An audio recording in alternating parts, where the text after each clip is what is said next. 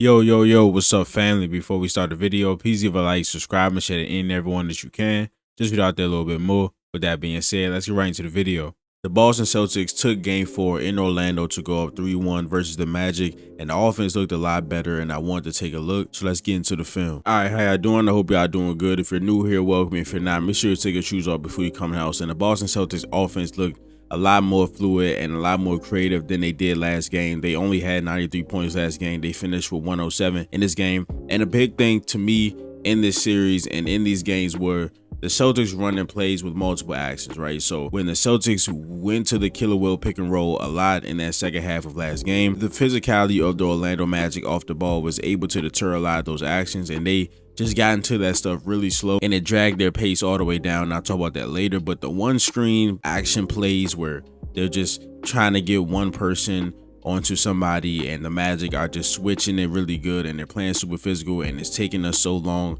into the shot clock to even get a look at a shot.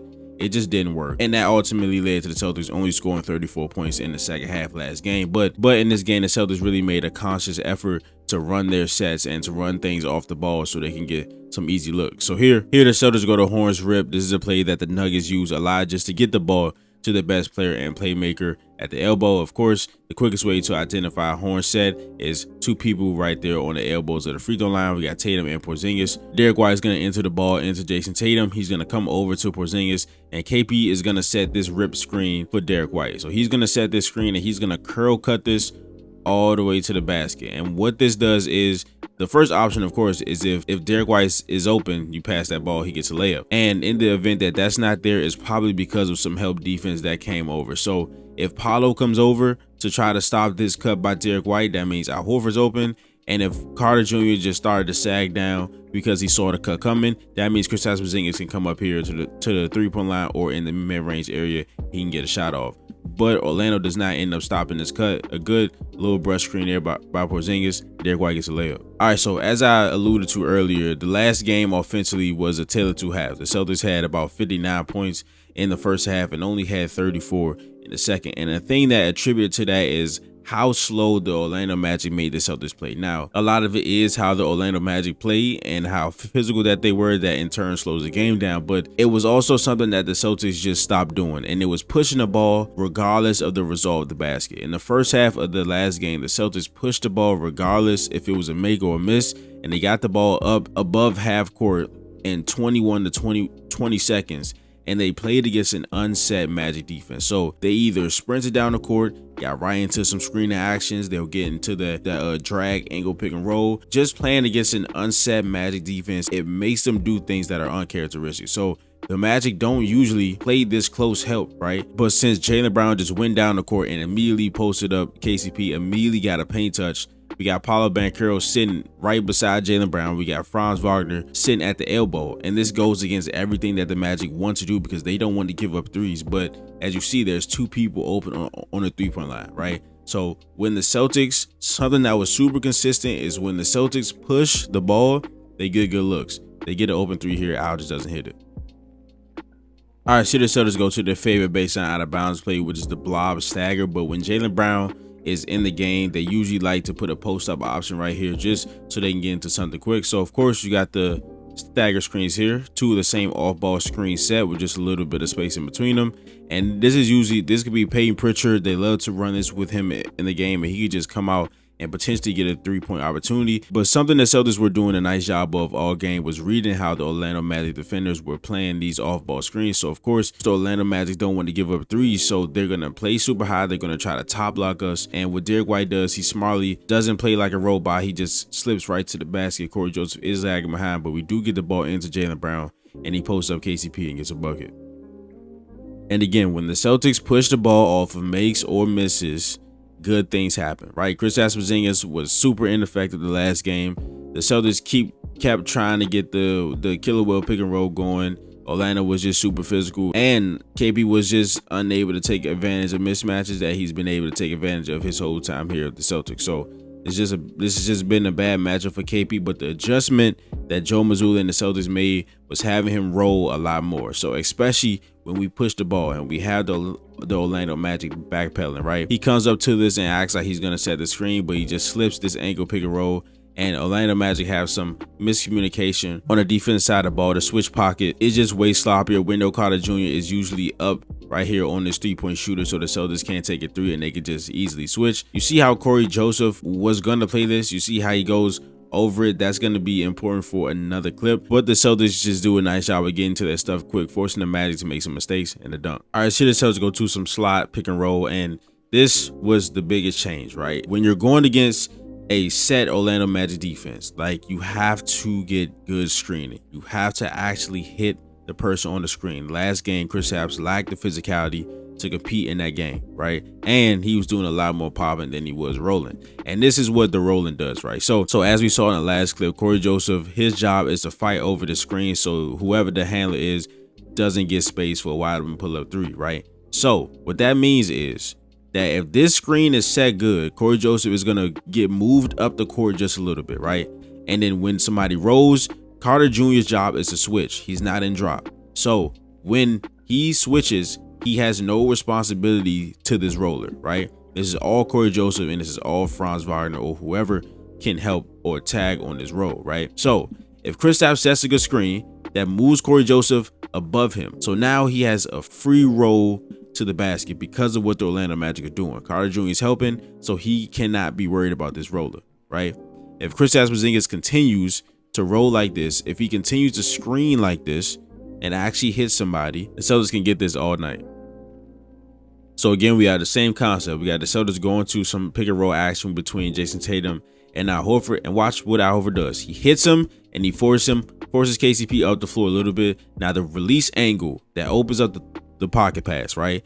Good screening is pivotal to a lot of these series that the Celtics are going to do. You think about them potentially playing a team like the New York Knicks, where they have killed the Knicks in high ball screen actions and ram actions, just forcing Karl Anthony Towns to move his feet. If you don't set the screen on a guy like OG Anunoby, if you don't set a good screen on him, he's fighting right through that shit, right? So we have to set good screens. Same thing happens on this play that happened on the last play with Corey Joseph.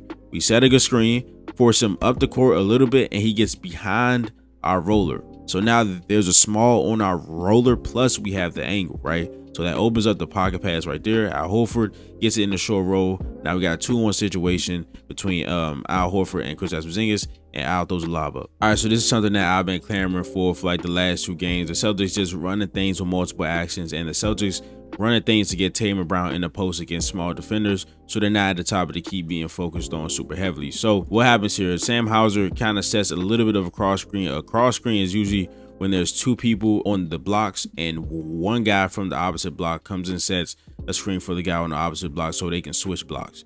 But Sam Hauser's not really on the block, but I guess we can still call this sort of a cross screen. So Sam's going to set this here.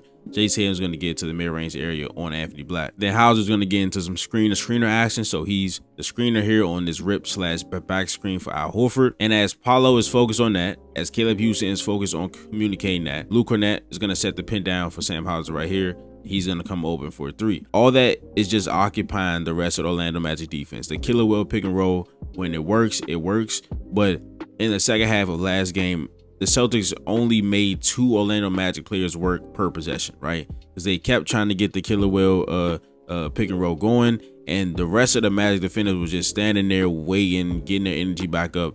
Here, the Celtics do a nice job of occupying everybody, and the team just takes advantage of the small defender. All right, so the Celtics go to Rams 77. This was a play that they ran a couple times and got some good things off of in this game. So, of course, the Ram action is an off-ball screen set for somebody to go set a ball screen. So, Kristaps Porzingis sets the off-ball screen. Sam Hauser is going to come and set this ball screen for Derek White. The 77 action is 2 on-ball screens. It's usually used in semi-transition, so it's usually 2 drag screens, but NBA teams use it in the half court all the time. So we got the Ram action for Sam Hauser to come set this one, but then we got the 2 on-ball screens here by Sam Hauser and Kristaps Porzingis. What happens here is this second screen by Porzingis, right? So you see the first screen, right? Cole Anthony sitting back, and you see John Isaac, right? He's up to the level, of course. He's ready to switch, but he leaves a little too early, or this is Cole Anthony's fault because he's supposed to be closer, right? But you see, as John Isaac leaves, you see that switch pocket open up right there. All Kristaps does is he just gets out the way. He sees Cole Anthony.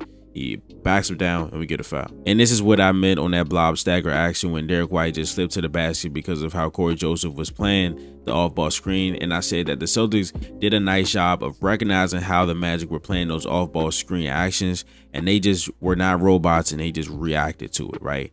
This is a perfect example of this, right? So you see, so here it looks like initially that Kristaps Porzingis is going to set a screen for Peyton Pritchard. Anthony Black thinks the same thing, so he just gives Peyton Pritchard a hug. There's two hands. Okay. He just gives Peyton Pritchard a hug so he doesn't get through the off-ball screen cleanly, essentially top locking him. So what that means is, since Pritchard can't get through the off-ball screen cleanly and Anthony Black is on him and focused on him, what Pritchard is going to do is he's going to set a cover screen. So a cover screen is primarily used with a stretch big and a small, right? So the stretch big is going to act like he's going to set the screen. If the defense top locks or plays super aggressive with the guard in this action, he's just going to flip and he's going to become the screener. You see how he takes out both Anthony Black because he was being top locked, and Wendell Carter Jr., who was just not expected. Kristaps pops up to the 3-point line and he gets a 3 to go.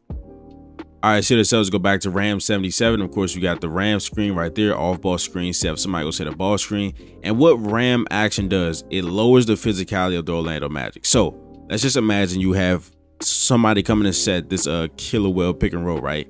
The Magic guy is hugged up on this guy all the way to the screen. Then this guy is being super physical. They're both up to the level and they're both ready to switch. What the Ram action does, you see how Corey Joseph is playing this, right? He's going to be physical at the top. But with Kornet setting that screen, that gets them lagging behind. So if that's a good screen set by Kornet, right, that guy's lagging behind. You can't be physical with somebody if you can't touch him. So he's lagging behind. Derek White sets the first screen. And you see how open these switch pockets are now. Corey Joseph is not up to the level at this moment, but he's going to try to shoot up there and go switch to Tatum. Franz does a nice job going under as Corey Joseph switched to negate the role of Derek White. But with Corey Joseph shooting up to Jason Tatum, what that does is that opens up this switch pocket right here. So Kornet does a phenomenal job of not waiting for Jason Tatum to come all the way over here so Carter Jr. can get a beat on what's happening. He's going to see that the switch pocket is open just like Kristaps did, and he's going to slip the screen right there. You see that how he gets ahead of Wendell Carter Jr. A good pass by Jason Tatum. We get an open 3 opportunity. We just don't knock it down.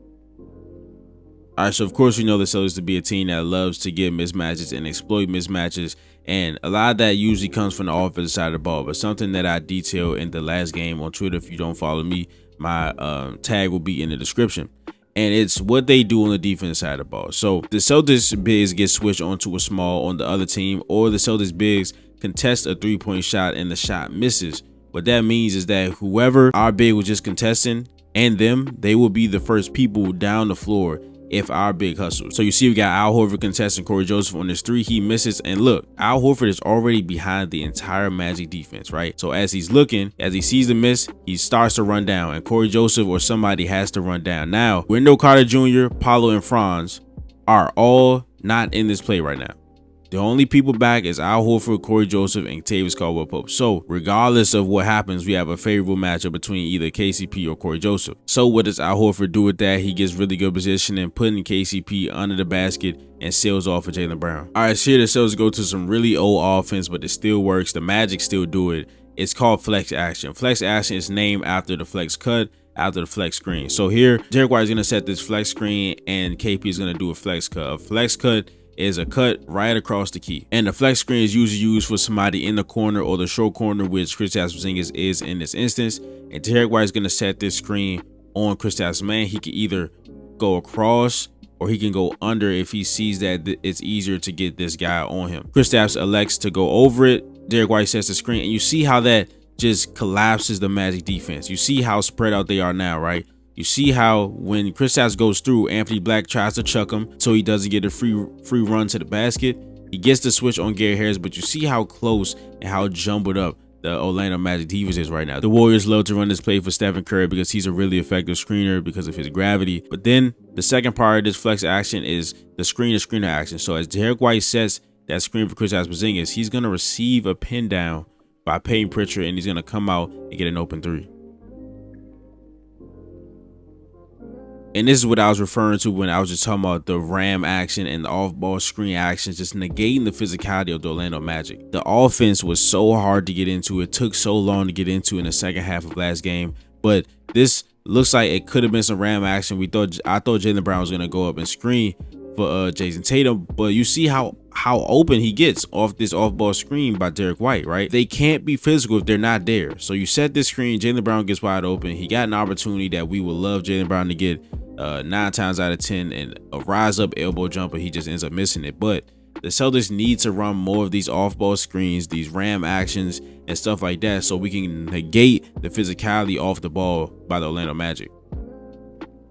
All right, so this is my favorite play of the night, and this is something that I haven't seen the Celtics run too often. So Jason Tatum's going to get the ball to Kristaps Porzingis as he comes up to the top of the key. He's going to fake the handoff and give a little love tap to Franz Wagner right there. Gets it back to Jason Tatum. So what happens here is, on this side, we have an exit screen for Jaylen Brown, and the exit screen is just a corner pin down. So Al Horford's in the corner. He's going to set this pin down for Jaylen Brown to come out right here and hopefully get a shot. But on this other side right here, we got Derek White setting this rip screen / back screen here for Kristaps Porzingis so he can get an easy lob. And you see the spacing on this side of the floor, right? And again, the Celtics just running stuff that occupies all Magic defenders. Again, I'm going to keep saying it. The pace really slowed down half to half in their last game. In the first half, the Celtics had a 98 pace rating. In the second half, they had an 83 pace rating. So they allowed the Magic's physicality to stop them from pushing the ball after miss and makes. And when they got into the half-court sets, they just were not getting into them quickly because of the physicality by the Magic. And they were shooting a lot of late shot clock stuff. So what the Celtics do here is they set an off-ball screen. Carter Jr. gets caught on that. And of course, you see how the Magic are playing these off-ball screens.